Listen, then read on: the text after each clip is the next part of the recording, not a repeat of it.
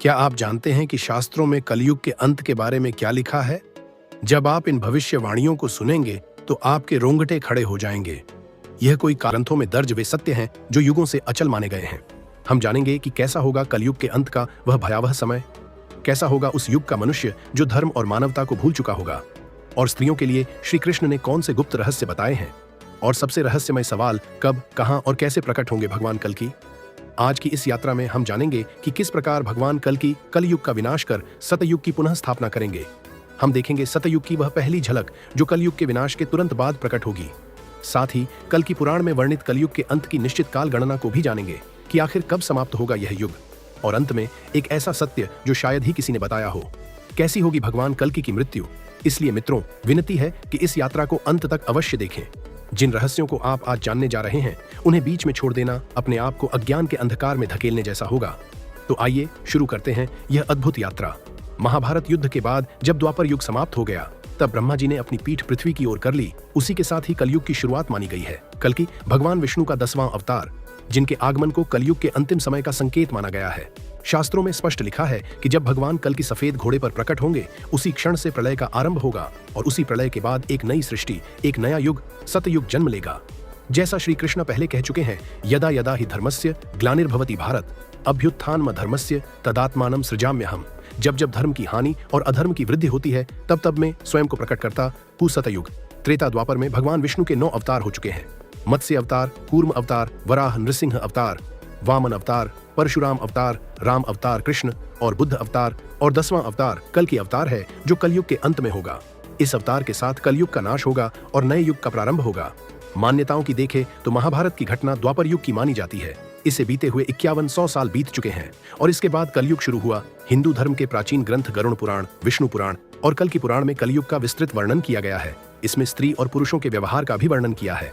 अगर आज का मनुष्य इन ग्रंथों में किए गए कलयुग के वर्णन को सुनेगा तो वह भयभीत हो जाएगा। पुराणों में जो हजारों साल पहले कहा था वो एक एक शब्द सही हो रहा है। गरुड़ जी के पूछने पर श्री कृष्ण ने कलयुग का वर्णन किया है। श्री कृष्ण कहते हैं, त्रेता युग, द्वापर युग और कलयुग तीनों युगों से सबसे छोटा और भयानक है। जब कलयुग अपने चरम पर होगा और धर्म का संपूर्ण नाश हो जाएगा तब भगवान का भयानक प्रलय इस सृष्टि का नाश करेगा। भगवान कृष्ण ने बताया कि कलयुग में मनुष्य का व्यवहार एवं कर्म कैसे होगा। तो आइए इसे विस्तृत रूप में समझते हैं। ओम कल्कि देवाय नमः।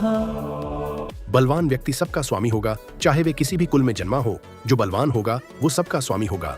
धोखा और पाखंड अपने चरम पर होगा। कलयुग में जो व्यक्ति झूठ बोलेगा वो श्रेष्ठ माना जाएगा। मनुष्य मशीनी उपकरण की पूजा करेंगे, उन्हें भगवान से भी ऊपर समझा जाएगा। व्रत और उपवास के नियम टूटेंगे। लोग व्रत, उपवास, दान अपने विचार के अनुसार करेंगे। कोई विधि विधान का पालन नहीं करेगा। धन का दिखावा बढ़ेगा। थोड़े से धन को प्राप्त कर लोग गर्व करेंगे। मनुष्य धन का उपयोग केवल दिखावे के लिए करेगा और स्वयं को धनवान दिखावे में लगा रहेगा। जो व्यक्ति धनहीन होगा उसकी पत्नी उसे त्याग देगी। धनवान व्यक्ति स्त्रियों का स्वामी बन जाएगा। कलयुग में गाय का सम्मान घटेगा। गाय का पालन केवल दूध के लिए होगा, उसकी सेवा पूजा नहीं करेगा। मनुष्य का सारा ध्यान धन कमाने के लिए होगा। धन और धर्म के लिए कोई भी रुचि नहीं होगी। स्त्रियों का स्वभाव, स्त्रियां सुंदर पुरुष की कामना करेंगी और धर्म शास्त्रों की अवहेलना करेंगी। वह अपने पति, सास, ससुर की सम्मान नहीं करेंगी। वह अपने परिवार की विघटन करेंगी। लोग अपने स्वार्थ के कारण रिश्तों को तोड़ेंगे। वृद्ध जनों की सेवा करना भूल जाएंगे। संयम का अभाव बढ़ेगा। लोग बिना स्नान किए भोजन करना, अग्निदेव और अतिथि का सम्मान न करना आम हो जाएगा। प्राकृतिक आपदा, रोग, योग, तपस्या और सात्विक भोजन के अभाव में लोग कम उम्र में मृत्यु को प्राप्त होंगे। अनाज और फल उत्पन्न नहीं होंगे। कम उम्र में महिलाएं गर्भवती होंगी। इस प्रकार ग्रंथों में कलयुग का भयावह वर्णन किया है। क्या आपको लगता है कि कुछ बातें आज के समय में सत्य हो रही है? लेकिन यह तो केवल शुरुआत है। जब महाभारत युद्ध के बाद धर्मराज युधिष्ठिर ने इन्हीं आशंकाओं से व्याकुल होकर भगवान श्री कृष्ण से मिलने का निर्णय लिया तब एक और भयावह सत्य सामने आया। महाभारत के युद्ध की समाप्ति के पश्चात जब धर्मराज युधिष्ठिर हस्तिनापुर के सिंहासन पर आसीन हुए तो उनके मन में सृष्टि के भविष्य को लेकर अनेक चिंताएं उठने लगीं। द्वापर युग अब समाप्त होने की कगार पर था और कलयुग के आगमन के संकेत मिलने लगे थे। युधिष्ठिर यह सोचकर व्याकुल हो उठे कि कलयुग में मानव जीवन का क्या होगा और धर्म की क्या स्थिति रहेगी। अपने मन की इस चिंता का समाधान पाने के लिए उन्होंने अपने चारों भाइयों भीम, अर्जुन, नकुल और सहदेव के साथ भगवान श्री कृष्ण के पास आने का निश्चय किया। युधिष्ठिर ने अपने भाइयों को बुलाया। अर्जुन ने चिंतित स्वर में पूछा, हे बड़े भ्राता, आप इतने चिंतित क्यों दिखाई दे रहे हैं? क्या किसी शत्रु ने हमारे राज्य पर आक्रमण करने का दुस्साहस किया है? यदि ऐसा है तो आप बस आज्ञा दीजिए, मैं अभी जाकर उन सभी का नाश कर दूंगा। युधिष्ठिर ने एक गहरी सांस लेते हुए कहा, हे प्रिय अर्जुन, मैं तुम्हारे पराक्रम से भली भांति परिचित हूं। इस पृथ्वी पर कोई भी राजा इतना साहस नहीं कर सकता कि हस्तिनापुर पर आक्रमण करने का विचार भी करे, लेकिन मेरा चिंतन किसी बाहरी शत्रु के बारे में नहीं। बड़े भैया, आपकी चिंता देखकर हमारे मन में भी अनिश्चितता और भय उत्पन्न हो रहा है। कृपया हमें शीघ्र ही बताइए कि कौन सा संकट हमारे सामने है। युधिष्ठिर ने गहरे स्वर में उत्तर दिया, हे भीम, तुम सत्य कह रहे हो। एक भयंकर संकट सचमुच आने वाला है। मैं कलयुग के आगमन के विषय में सोचकर चिंतित हूँ। मुझे यह भय सता रहा है कि आने वाले समय में मानव समाज किस दिशा में जाएगा, धर्म का क्या होगा और सत्य का क्या हश्र होगा। इसीलिए मैंने निश्चय किया है कि अब हमें द्वारिकाधीश श्री कृष्ण जी के पास जाना चाहिए। केवल वही हमें इस चिंता से मुक्त कर सकते हैं। सभी पांडवों ने युधिष्ठिर की बातों से सहमति प्रकट की। अर्जुन ने कहा, आप सत्य कह रहे हैं। भैया, श्री कृष्ण ही इस समय सबसे अधिक ज्ञानी और भविष्य के झाता हैं। हमें शीघ्र ही उनके पास चलना चाहिए। भीम ने भी उत्सुकता से कहा, हे धर्मराज, मैं आपके साथ हूँ। हम सब द्वारिका चलकर श्री कृष्ण से परामर्श करेंगे। इस प्रकार से विचार करके सभी पांडव द्वारिका की ओर प्रस्थान करने लगे। वे पवित्र नगरी द्वारिका में पहुंचे, जहां श्री कृष्ण ने उनका स्वागत किया। श्री कृष्ण के पास पहुंचते ही युधिष्ठिर ने उनके चरणों में प्रणाम किया और कहा, हे केशव, आपको बारंबार नमस्कार है। श्री कृष्ण ने मुस्कुराते हुए कहा, हे महाराज युधिष्ठिर, द्वारिका नगरी में आपका स्वागत है। कहिए, मैं आपकी किस प्रकार से सहायता कर सकता हूँ। युधिष्ठिर ने विनम्रतापूर्वक कहा, हे माधव, आप तो सब कुछ जानते हैं। द्वापर युग अब समाप्त होने वाला है और कलयुग के संकेत स्पष्ट रूप से दिखने लगे हैं। मैं यह जानना चाहता हूँ कि कलयुग में मानव का स्वभाव और आचरण कैसा होगा। वह किस प्रकार के कर्म करेगा और मोक्ष प्राप्ति के लिए उसे कौन से प्रयास करने होंगे। श्री कृष्ण ने गहरी मुस्कान के साथ उत्तर दिया, हे धर्मराज, आपकी जिज्ञासा उचित है। कलयुग के प्रभावों को समझना अत्यंत महत्वपूर्ण है, लेकिन इसका उत्तर मैं आपको सीधे नहीं दे सकता। इसके लिए आपको और आपके भाइयों को कुछ विशेष अनुभव प्राप्त करने होंगे। युधिष्ठिर ने उत्सुकता पूर्वक पूछा, हे केशव, आप जिस प्रकार की परीक्षा की बात कर रहे हैं उसके लिए हम क्या करें, हमें क्या अनुभव करना होगा। श्री कृष्ण ने कहा, हे महाराज, आपको और आपके चारों भाइयों को अलग अलग दिशाओं में स्थित घने और भयानक वनों में जाकर कुछ विचित्र और अद्भुत चीजें देखनी होंगी। जब आप वहां कुछ असामान्य घटनाओं का अनुभव करेंगे तो उन्हें वापस आकर मुझसे साझा करें, तभी मैं आपको कलयुग के प्रभावों के बारे में विस्तार से बता पाऊंगा। युधिष्ठिर कहते हैं, जैसी आपकी आज्ञा केशव, आप जिस स्थान की ओर इशारा करेंगे हम वहां पर जाने के लिए तैयार हैं। भगवान श्री कृष्ण कहते हैं, हे महाराज, आप और आपके चारों भाई अब अलग अलग दिशाओं में जाओ। सभी दिशा में भयंकर वन स्थित है। आप उन जंगलों में जाकर देखो। अगर आपको कोई विचित्र चीज दिखाई दे तो आप वापस आकर बता देना। मैं उससे आपको आने वाले कलयुग का रहस्य बताऊंगा। फिर युधिष्ठिर और उनके भाइयों ने भगवान श्री कृष्ण की आज्ञा का पालन करते हुए वन की ओर चलने का निर्णय लिया। पांडव अपने रथों से उतरे और पैदल ही वन की ओर चल पड़े। वन की यात्रा कठिन थी, लेकिन वे अपने मन में जिज्ञासा और ईश्वर की आज्ञा का पालन करने की उद्देश्य से चल रहे थे।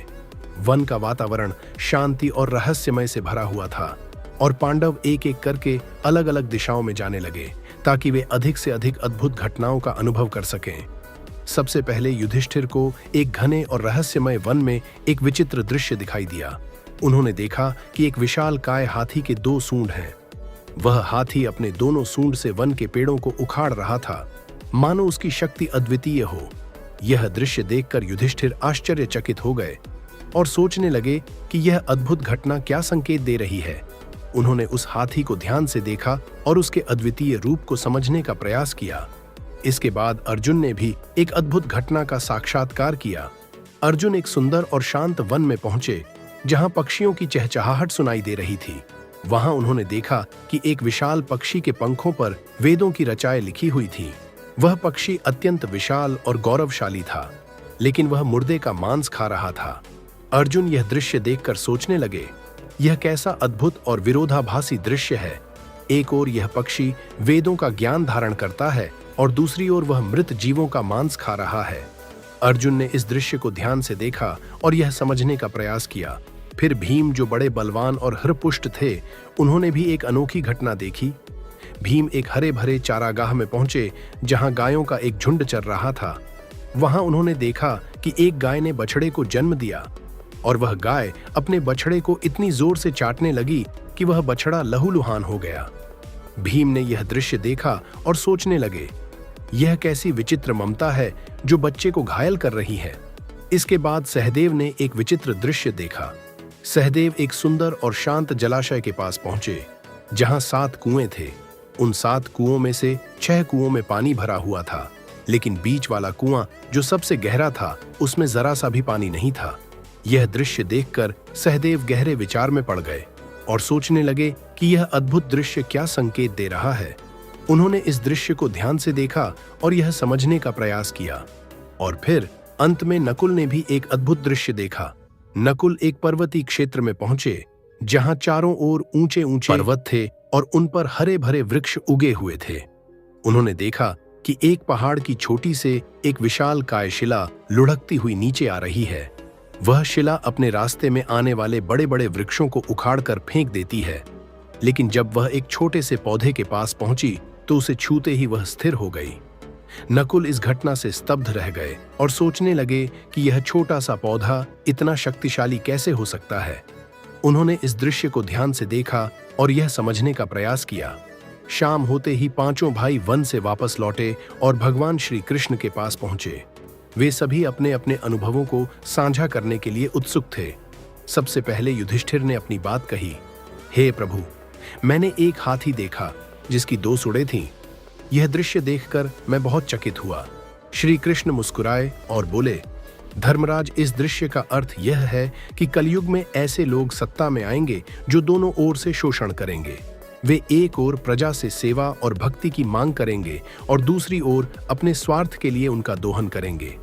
वे दिखावे में कुछ और होंगे और अंदर से कुछ और ऐसे शासक प्रजा के हित की बजाय अपने स्वार्थ को प्राथमिकता देंगे। इसके बाद अर्जुन ने कहा, प्रभु, मैंने एक पक्षी देखा जिसके पंखों पर वेदों की रचनाएं लिखी हुई थीं, लेकिन वह पक्षी मुर्दे का मांस खा रहा था। यह दृश्य मेरे लिए अत्यंत विचित्र था। श्री कृष्ण ने गहरे विचार में डूबते हुए कहा, अर्जुन, कलयुग में ऐसे लोग होंगे जो बड़े बड़े विद्वान और पंडित कहलाएंगे। उनके पास ज्ञान तो होगा, लेकिन उनका हृदय पवित्र नहीं होगा। वे मृतकों के नाम पर धन अर्जित करने के लिए तत्पर रहेंगे। ऐसे विद्वान केवल अपने लाभ के लिए धर्म और वेदों का उपयोग करेंगे। वे केवल उस समय का इंतजार करेंगे जब कोई धनी व्यक्ति मरे और उनकी संपत्ति उनके नाम हो जाए। इस युग में धर्म के नाम पर भी छल और कपट होगा। फिर भीम ने अपनी बात कही, प्रभु, मैंने देखा कि एक गाय अपने बछड़े को इतनी जोर से चाट रही थी कि वह लहूलुहान हो गया।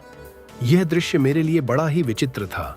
श्री कृष्ण ने गंभीरता से उत्तर दिया, भीम, कलयुग में माता पिता अपने बच्चों के प्रति इतनी ममता और मोह दिखाएंगे कि वे उनके विकास का मार्ग ही बाधित कर देंगे।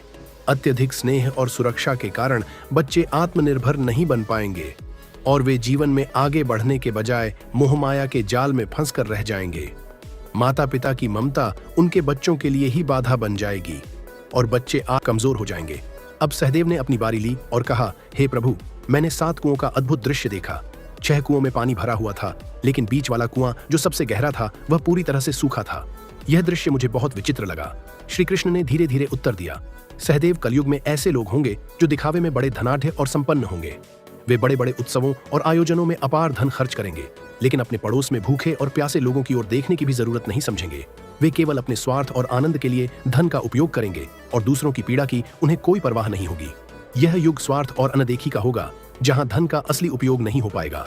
अंत में नकुल ने अपनी बात कही, प्रभु, मैंने देखा कि एक विशाल काय शिला पहाड़ से लुढ़क हुई नीचे आ रही थी। वह अपने रास्ते में आने वाले बड़े बड़े वृक्षों को उखाड़कर फेंक रही थी, लेकिन एक छोटे से पौधे के पास पहुंचते ही वह शिला स्थिर हो गई।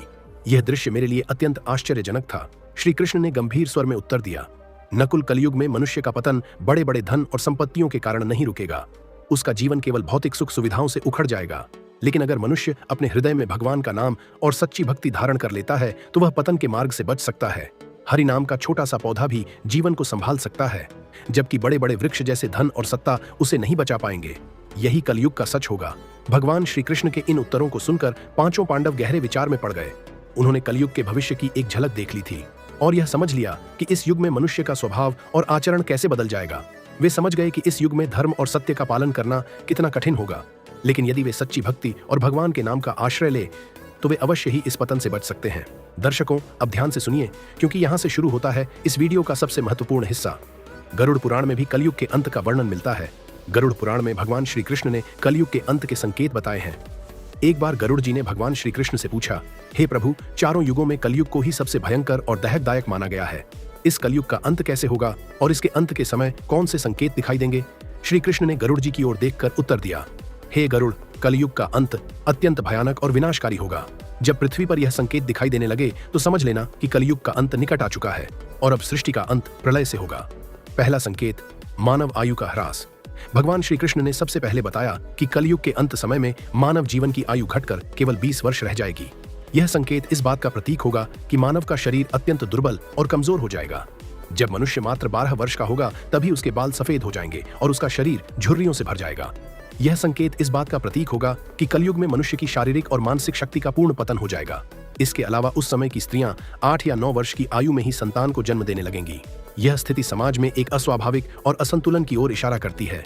स्त्रियों का शरीर अत्यंत क्षीण और छोटा होगा, लेकिन उनकी भोजन की लालसा अत्यधिक होगी। वे कम संतान को जन्म देंगी और अत्यंत क्रोधी स्वभाव की होंगी। वे अपनी संतान का पालन पोषण करने में भी असमर्थ होंगी, जिससे समाज में अव्यवस्था और असंतोष का माहौल बनेगा।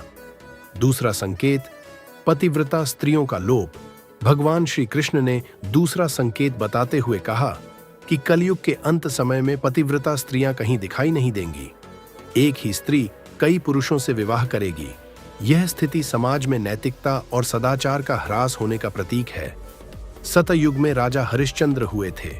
वो हरिश्चंद्र जिसने सत्य के लिए अपने परिवार और अंत में खुद का बलिदान दे दिया था। त्रेता युग में कलयुग के 3 पैर थे। इस समय पाप थोड़ा बहुत होता था। इस युग में विष्णु के वामन और राम अवतार हुए थे। असुर राज बाली ने 3 पग धरती दान कर दी, जबकि राक्षस राज रावण ने सीता का अपहरण कर सीता को छुआ तक नहीं। द्वापर युग में आधे लोग पापी और आधे पुण्य आत्मा थे। जितने पाप होते उतने पुण्य भी हो जाते थे। इसी युग में महाभारत का युद्ध हुआ था। ये युद्ध धर्म का युद्ध था। इसमें श्री कृष्ण ने धर्म की स्थापना की थी। अब कालिकाल चल रहा है, यानी कलयुग, जिसमें धर्म का कोई नामो निशान नहीं है। इस युग में मनुष्य पाप अधिक करता है। पुण्य ना के बराबर वर्तमान में देखा जा रहा है। अब तो चारों तरफ पाप ही पाप नजर आता है। अब तो इंसान थोड़ा बहुत दान पुण्य करता है तो वो उसका भी प्रचार इस तरह करता है जैसे उसने बहुत बड़ा एहसान किया हो। इस युग में यज्ञों की पूजा नहीं, अपमान किया जाएगा। पुराणों में लिखा है, जैसे जैसे कलयुग आगे बढ़ेगा, कलयुग में लोग अपनी तुच्छ बुद्धि को साक्षात समझकर मूर्ख लोग ईश्वर और पुराणों, धर्म ग्रंथों की प्रामाणिकता पर सवाल उठाएंगे। सभी वेदों और पुराणों को त्याग दिया जाएगा। जब सभी वेदों को त्याग दिया जाएगा, संस्कार शून्यता फैलेगी। लोग छोटी छोटी बातों पर क्रोधित होकर आग बबूला हो जाएंगे। ब्रह्मा जी ने नारद जी से कहा, कलयुग में मनुष्य का आचरण भ्रष्ट हो जाएगा। गरुण जी के पूछने के बाद भगवान श्री कृष्ण ने सबसे भयानक संकेत का वर्णन किया। उन्होंने कहा कि जब कलयुग का अंत निकट होगा, तब कलयुग के प्रथम चरण में लोग भगवान के निंदक हो जाएंगे।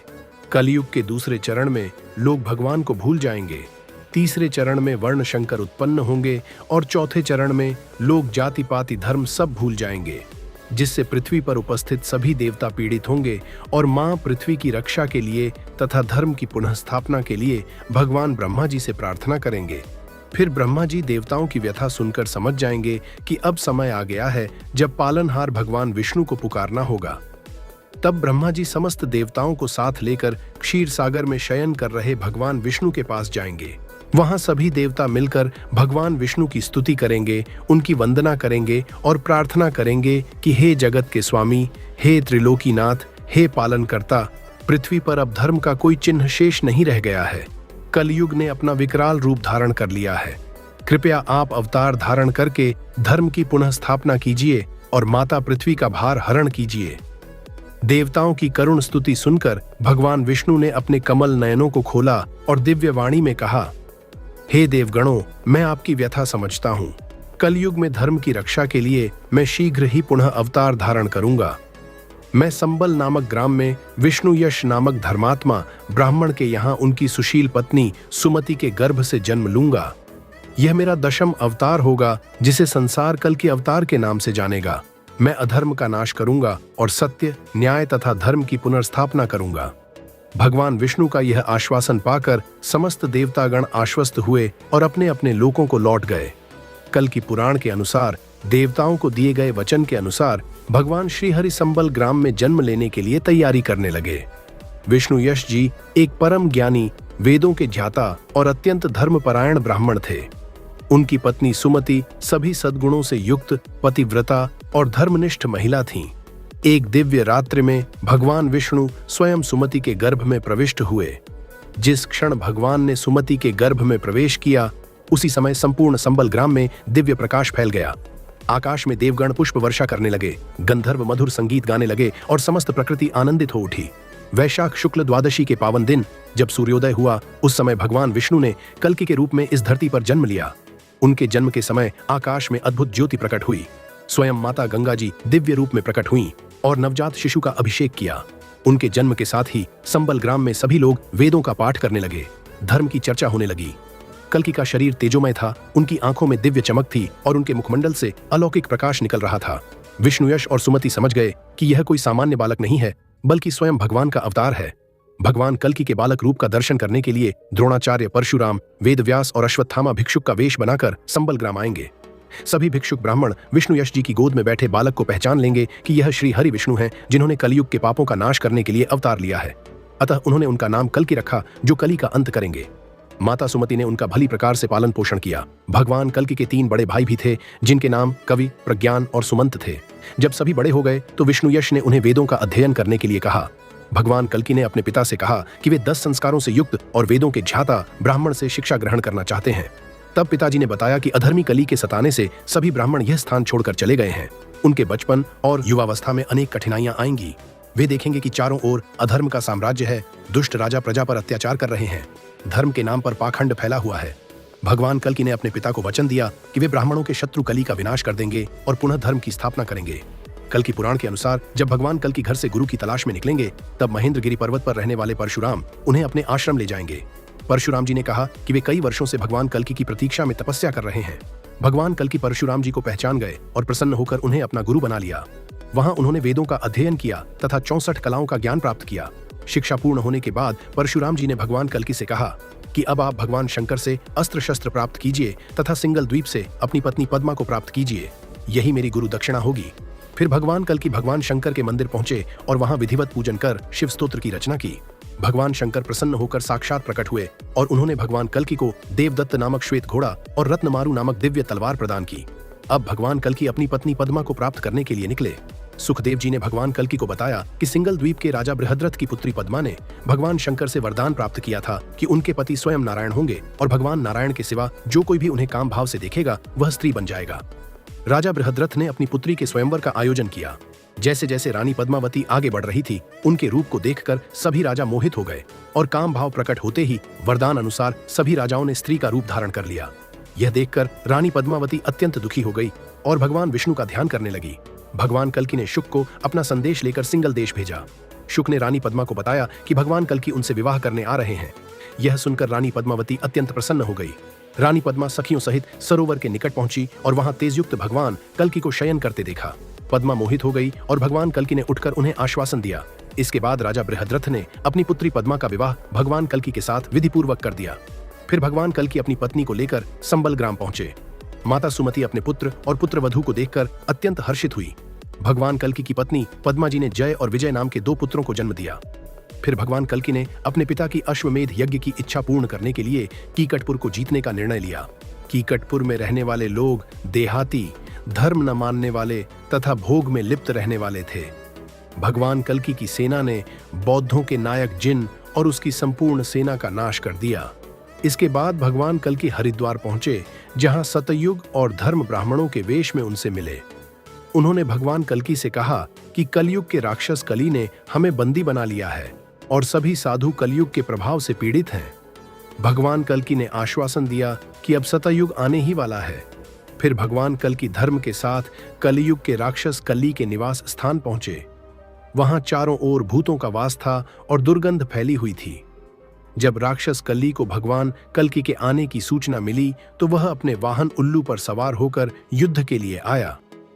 भगवान कल्कि ने धर्म के सहित उसके साथ युद्ध प्रारंभ कर दिया। कली की सेना में कोक और विकोक नाम के 2 राक्षस थे, जो ब्रह्मा जी के वरदान से अत्यंत शक्तिशाली थे। इन दोनों के साथ भगवान कल्कि का घोर युद्ध हुआ। ब्रह्मा जी ने भगवान कल्कि को बताया कि यह दोनों तभी मरेंगे जब इन्हें एक ही समय में गाल पर थप्पड़ मारा जाए। भगवान कल्कि ने दोनों के बीच में पहुंचकर अपने दोनों हाथों से उनके गालों पर प्रहार किया और दोनों राक्षस मृत्यु को प्राप्त हुए। उधर धर्म ने सतयुग को साथ लेकर कली की राजधानी में प्रवेश किया और अपने अग्निबाण से कली के संपूर्ण नगर को जला दिया। कली रोता हुआ अदृश्य रूप से अन्य वर्षों में प्रवेश कर गया। इस प्रकार कली यह युग छोड़कर भाग गया। कली को पराजित करने के बाद भगवान कल्कि भल्ला नगर पहुंचे। वहां के राजा शशिध्वज भगवान कल्कि से युद्ध करने निकले। घोर युद्ध के बाद राजा ने भगवान कल्कि को मूर्छित समझकर अपने घर ले गए। वहां राजा की पत्नी सुशांता ने भगवान कल्कि का विधिपूर्वक पूजन किया। भगवान कल्कि प्रसन्न हुए और राजा शशिध्वज ने अपनी पुत्री रमा का विवाह भगवान कल्कि से कर दिया। अब भगवान कल्कि अपनी दोनों पत्नियों रमा और पद्मा के सहित संबल ग्राम में सुखपूर्वक रहने लगे। रमा जी ने रुक्मिणी व्रत करने के बाद एक पुत्र को जन्म दिया। एक दिन सभी देवता ब्रह्मा जी के साथ भगवान कल्कि के पास आए और उनसे वैकुंठ धाम जाने की प्रार्थना की। देवताओं ने कहा कि अब यह भूमि सत्य और धर्म पूर्वक शासित है, अब आप अपने धाम को जाइए। देवताओं की प्रार्थना सुनकर भगवान कल्कि ने अपने पुत्रों का राज्याभिषेक कर दिया। उन्होंने संपूर्ण प्रजा को सूचित किया कि अब वे वैकुंठ धाम जाना चाहते हैं। यह सुनकर संपूर्ण प्रजा अत्यंत दुखी हो गई। भगवान कल्कि ने उन्हें ज्ञान उपदेश देकर समझाया और स्वयं हिमालय पर्वत की ओर चल दिए। हिमालय पर्वत पर पहुंचकर भगवान कल्कि देवताओं के मध्य विराजमान हुए। वहां उन्होंने अपना चतुर्भुज विष्णु स्वरूप धारण किया। शंख, गदा और धनुष उनके हाथों में सुशोभित थे। जब भगवान कल्कि विष्णु रूप में प्रविष्ट हुए तो उनके रूप के दर्शन से सभी जीव मोह माया से परे हो गए। अपने पति के इस अद्भुत रूप को देखकर रमा जी और पद्मा जी भगवान कल्कि के प्रकाश की अग्नि में प्रविष्ट होकर भगवान कल्कि में ही लीन हो गई। इस प्रकार भगवान कल्कि इस धरा को छोड़कर वैकुंठ धाम को चले गए। पुराणों में यह भी वर्णन है कि भगवान कल्कि के साथ 74,000 योद्धा जन्म लेंगे। ये वही योद्धा होंगे जो महाभारत काल में युद्ध करके वीरगति को प्राप्त हुए थे। ऐसा बताया गया है कि महाभारत युद्ध के समय कई लोग इस युद्ध में भाग नहीं ले पाए। वे सभी योद्धा युद्ध लड़ना चाहते थे और उनकी ये इच्छा कलयुग के अंत में पूरी होगी। वे पुनः धरती पर जन्म लेंगे और कल्कि भगवान के साथ मिलकर अधर्म के विरुद्ध महायुद्ध लड़ेंगे। इसके अतिरिक्त 64 धार्मिक गुरु और 8 महान सेनापति भी जन्म लेंगे जो कल्कि की सेना का नेतृत्व करेंगे। आइए अब करें उस पवित्र सतयुग के साक्षात दर्शन जो कलयुग के विनाश के पश्चात पुनः धरा पर अवतरित होगा। जब कल्कि भगवान समस्त अधर्म का विनाश कर देंगे, तब जो थोड़े से धर्मात्मा लोग पृथ्वी पर बचे होंगे उन्हें कल्कि भगवान दिव्य ज्ञान और निराकार ब्रह्म का मंत्र प्रदान करेंगे। जो भी मनुष्य इस घोर कलयुग में भी धर्म के मार्ग पर चलते रहे होंगे, वे कल्कि भगवान के चरणों की शरण में आएंगे और उनका आशीर्वाद प्राप्त करेंगे। ये ही वे भाग्यशाली आत्माएं होंगी जो नए युग की स्थापना में सहायक बनेंगी। लेकिन कल्कि का कार्य केवल दुष्टों का संहार करना ही नहीं है। उनका सबसे महत्वपूर्ण कार्य है संपूर्ण सृष्टि का प्रलय करना और नए सत्ययुग की स्थापना करना। जब धर्म युद्ध समाप्त हो जाएगा, तब भगवान विष्णु अपने रुद्र स्वरूप को धारण करेंगे। वे सूर्य की किरणों में विराजमान होकर पृथ्वी का संपूर्ण जल सोख लेंगे। धीरे धीरे आकाश में एक नहीं बल्कि 7 सूर्य प्रकट हो जाएंगे। इन 7 सूर्यों की भयंकर गर्मी से संपूर्ण सृष्टि जलने लगेगी। नदियां, समुद्र, पर्वत, वन, नगर सब कुछ उस अग्नि में भस्म हो जाएगा। यह दृश्य इतना भयावह होगा कि देखने वाला भी नहीं बचेगा। तत्पश्चात रुद्र रूप धारण किए हुए भगवान विष्णु संपूर्ण जगत को दग्ध करने के बाद अपने दिव्य श्वास से घने मेघों को उत्पन्न करेंगे। ये मेघ सामान्य मेघ नहीं होंगे बल्कि प्रलयकालीन मेघ होंगे। वे आकाश में भयंकर गर्जना करते हुए, बिजली चमकाते हुए अगले 100 वर्षों तक निरंतर जल की वर्षा करेंगे। यह वर्षा इतनी प्रचंड होगी कि वह उस भीषण अग्नि को भी शांत कर देगी जो संपूर्ण सृष्टि को जला रही थी। जब अग्नि शांत हो जाएगी, तब भी वे मेघ रुकेंगे नहीं। वे लगातार बरसते रहेंगे और धीरे धीरे संपूर्ण जगत को जल में डुबो देंगे। चारों ओर केवल जल ही जल होगा, जैसे सृष्टि के आरंभ से पहले था। श्री कृष्ण ने गरुड़ जी से इस महाप्रलय का वर्णन करते हुए कहा था कि यह दृश्य इतना विनाशकारी और भयावह होगा कि उसकी कल्पना भी नहीं की जा सकती। समस्त संसार जलकर राख हो जाएगा, फिर उस राख को भी जल डुबो देगा। संपूर्ण जगत का ध्वंस होगा, सभी लोग, सभी प्राणी, सभी वस्तुएं नष्ट हो जाएंगी। यही महाप्रलय है जो हर कल्प के अंत में होता है। लेकिन यह विनाश निरर्थक नहीं है, यह पुराने को मिटाकर नए की स्थापना के लिए है। जब यह प्रलय समाप्त होगा, तब फिर से भगवान ब्रह्मा सृष्टि की रचना करेंगे, जिसके बाद आएगा एक नया युग, सतयुग। इसमें सभी देवता फिर से पृथ्वी पर वास करेंगे और भगवान कल्कि कली का अंत करके फिर से नए धामों की स्थापना करेंगे। अब सवाल उठता है कि कैसा होगा सतयुग। जैसे कि हम जान चुके हैं, सतयुग की अवधि चारों युगों से सबसे अधिक की होगी। सतयुग की अवधि 17,28,000 वर्ष होगी, जहां मनुष्य की आयु 1 लाख वर्ष तक होगी। इस युग में मानव का कद 21 फीट ऊंचा होगा और किसी भी प्रकार का रोग या असमय मृत्यु नहीं होगी। सबसे आश्चर्यजनक बात यह है कि लोग मन से ही एक दूसरे से संवाद कर सकेंगे। कोई छल, कोई झूठ नहीं होगा। यह युग पूर्ण सत्य, धर्म और शांति का युग होगा, जहां हर मनुष्य दिव्य गुणों से युक्त होगा। और एक ऐसी धरती जहां ना कोई हिंसा है, ना लोगों में लोभ की भावना है, ना झूठ, ना भय है। हर व्यक्ति एक दूसरे को सम्मान करता है, न किसी में क्रोध है और न ईर्ष्या। यह है सत्य युग। यहाँ कोई राजा नहीं है, क्योंकि हर कोई अपने कर्म का राजा है। न कोई युद्ध, न सेना, न हथियार, न्याय की कोई अदालत नहीं, क्योंकि कोई अन्याय होता ही नहीं। सभी लोग धर्म, सत्य और सेवा के मार्ग पर चलने वाले होते हैं। सतयुग में मनुष्य का मन ही उसका भगवान होता है। यहाँ गंगा इतनी शुद्ध होगी कि उसमें पड़ा पुष्प भी वर्ष भर ताजा रहता है। जानवर भी हिंसक नहीं होते। शेर और गाय एक ही घाट पर पानी पीते हैं। मनुष्य पेड़ों से बात करता है और धरती माँ उसके पैरों के स्पर्श से मुस्कुरा उठती है। यहाँ धर्म कोई पुस्तक नहीं, बल्कि हर व्यक्ति की सांसों में बसा होता है। न कोई अलग अलग धर्म, न मंदिरों में पंक्तियां, न पाखंड भगवान, हर हृदय में स्वयं विराजमान होते हैं। ज्ञान मौन में मिलता है, शब्दों में नहीं।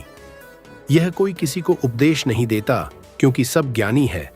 सत्य युग में मृत्यु कोई दुख नहीं, बल्कि एक उत्सव होती है।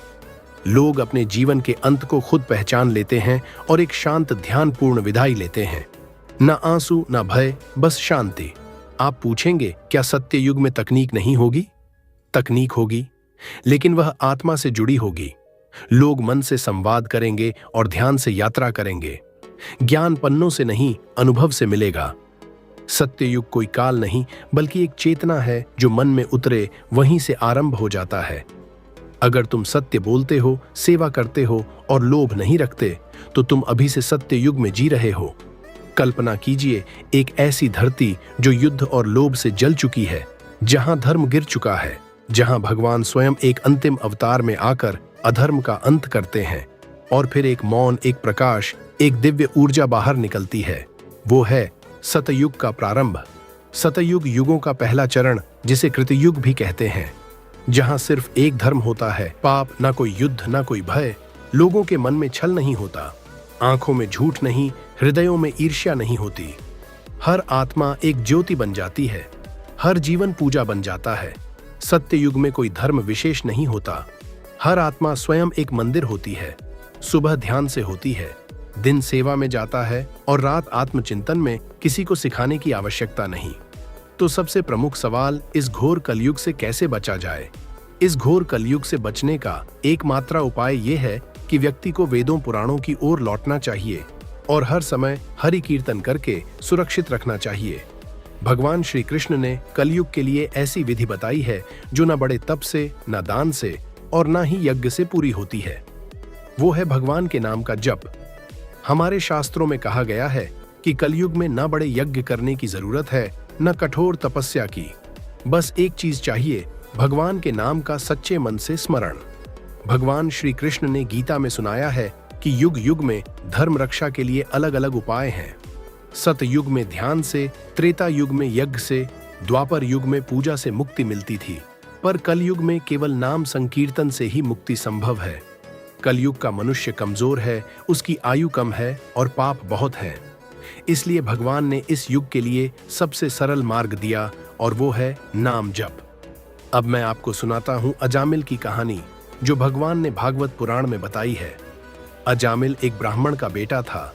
बचपन में बहुत ही धार्मिक और साधु विचार का था, पर एक दिन जंगल में उसे एक सुंदरी दिख गई और वो उस पर मोहित हो गया। उसने अपना घर छोड़ा, अपनी पत्नी को त्याग दिया और उस औरत के साथ रहने लगा। पाप पर पाप करता रहा, चोरी, झूठ, हिंसा, सारे शास्त्र भूल गया। ऐसी जिंदगी जीता रहा 50 साल तक। उस ब्राह्मण के 10 पुत्र थे। सबसे छोटे बेटे का नाम था नारायण। जब अजामिल बुढ़ापे में मृत्यु शैया पर पड़ा था, तब यमराज के दूत आए उसकी आत्मा को ले जाने। अजामिल घबरा गया, डर के मारे अपने छोटे बेटे को आवाज दी, नारायण नारायण।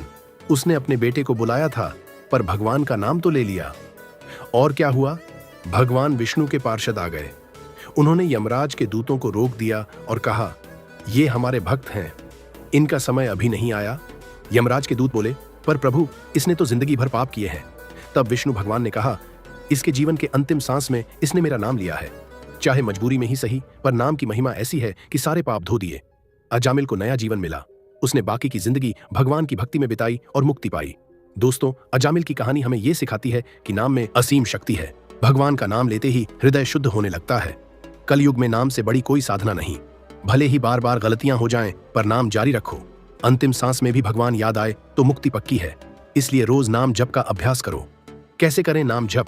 सुबह उठकर या रात को सोने से पहले बस 15 मिनट हरे कृष्ण कृष्ण कृष्ण हरे हरे, या फिर AUM नमो भगवते वासुदेवाय, या अपने इष्ट देव का कोई भी नाम, राम कृष्ण शिव दुर्गा, सच्चे मन से बोलो। माला ले सकते हो या बस मन ही मन जप करो। जरूरी नहीं कितनी बार, जरूरी है कितनी श्रद्धा से। कलयुग में भगवान ने हम पर बहुत कृपा की है। बिना किसी कठोर साधना के बस नाम लेने से ही मुक्ति का मार्ग खुल जाता है। और जो व्यक्ति धर्म से विमुख होकर रहेगा वो कभी भी कहीं भी अकाल मृत्यु को प्राप्त करेगा या हर समय दुखी और संकटों से घिरा रहेगा। प्रिय मित्रों, अगर आप कलयुग से बचना चाहते हैं तो आप गलत लोगों से दूरी बनाए रखें और भजन कीर्तन करते रहे और वेदों पुराणों का पाठ जरूर करें और ईश्वर की पूजा आराधना में लगे रहे। इससे आपके जो भी बुरे कर्मों के फल है वो समाप्त हो जाएंगे और आपको इस कलयुग से मुक्ति मिलेगी। भगवान श्री कृष्ण ने कहा है, जो व्यक्ति कलयुग में हमेशा सत्य के मार्ग पर चलेगा उसका जीवन आसान हो जाएगा। श्री कृष्ण की बताई गई इन अहम बातों पर चलना कलयुग के इंसानों के लिए कठिन जरूर है, लेकिन जो इन बातों का पालन करेगा उनका जीवन सरल और सुखमय होगा। आजकल भागदौड़ भरी जिंदगी में ईश्वर का स्मरण और वेदों पुराणों पढ़ने लिए किसी के पास समय नहीं है, लेकिन जब विपत्ति आती है तो सभी को भगवान याद आते हैं। यदि इंसान सुख में भी भगवान को याद करता रहे तो उसे देख के दिन नहीं देखने पड़ेंगे। तो मित्रों, इस वीडियो में दी गई बातें इतनी गहन और व्यापक हैं कि एक बार देखने मात्र से पूरी तरह समझना संभव नहीं है। इसीलिए इसे 2 से 3 बार ध्यानपूर्वक देखें ताकि हर ज्ञान का सार आपके मन और चेतना में गहराई से उतर सके। अगर आपको यह वीडियो पसंद